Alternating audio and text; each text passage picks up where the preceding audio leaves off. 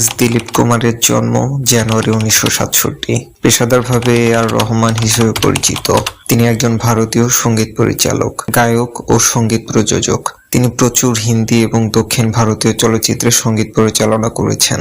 তার জন্মস্থান ভারতের মাদ্রাজে। তার পিতার নাম আর.কে শেখর।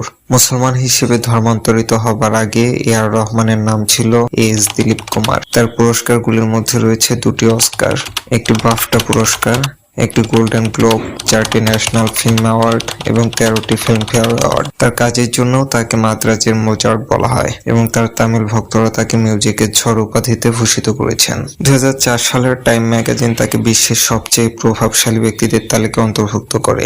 2009 সালে লন্ডনের ওয়ার্ল্ড মিউজিক ম্যাগাজিন তাকে ভবিষ্যৎ পৃথিবীর মিউজিক আইকন বলে অভিহিত করে। তিনি একটি তামিল ছবির রোজার মধ্য দিয়ে তার সিনেমা মিউজিক ক্যারিয়ার শুরু করেন 1992 সালের দিকে।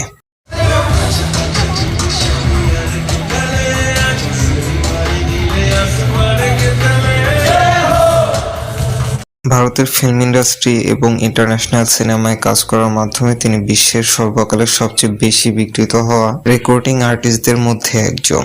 তিনি একজন মানবতাবাদী এবং দাতা হিসেবে আবির্ভূত হয়েছেন, পাশাপাশি অনেক চ্যারিটির জন্য অর্থ সংগ্রহ করে প্রশংসিত হয়েছেন। তার কাজগুলো ভারতীয় সঙ্গীতের সাথে ইলেকট্রনিক মিউজিক এবং ওয়ার্ল্ড মিউজিক এবং পশ্চিমা অর্কেস্ট্রাল মিউজিকের সম্মিলনের জন্য বিখ্যাত।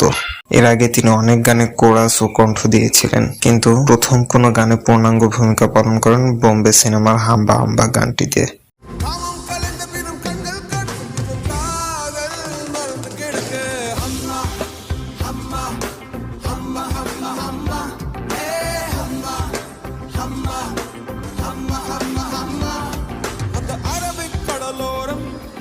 তার কণ্ঠে প্রথম অ্যালবাম বের হয় বন্দে মাতরম শিরোনামে সনি মিউজিক কোম্পানির পক্ষ থেকে। অ্যালবামটি 28টি দেশে একযোগে প্রকাশ করা হয়।